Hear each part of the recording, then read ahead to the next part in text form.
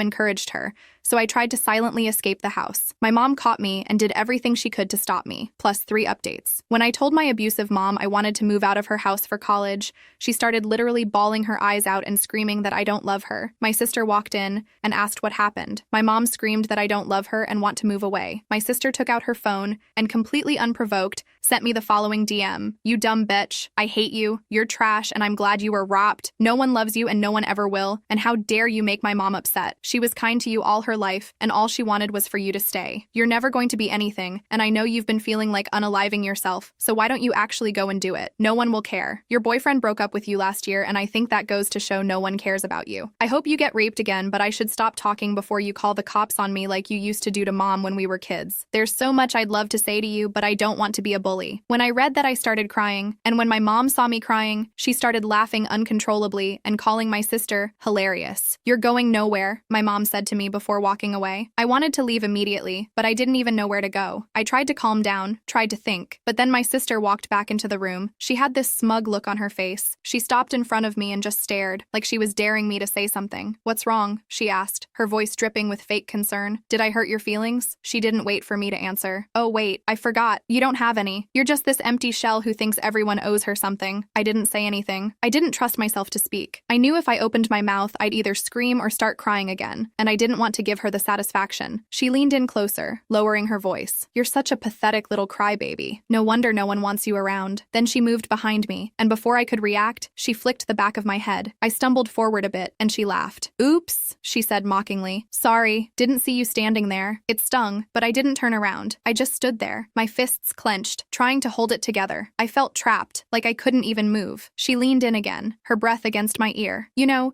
you really should do everyone a favor and just disappear. You'd be doing us all a huge favor." I closed my eyes, wishing I could just disappear into the floor, wishing I was anywhere but here. She pulled back and laughed again, a harsh, mean sound. "Yeah, that's what I thought. Go ahead, keep pretending you're all brave and tough, but we all know you're just a coward." She turned and walked away, leaving me standing there, still shaking. My head was throbbing where she'd flicked it, but it was nothing compared to the heaviness in my chest. I took a deep breath, trying to steady myself. I knew I had to get out of here, but I didn't know how. My mom was right. I was going nowhere. That night, I went back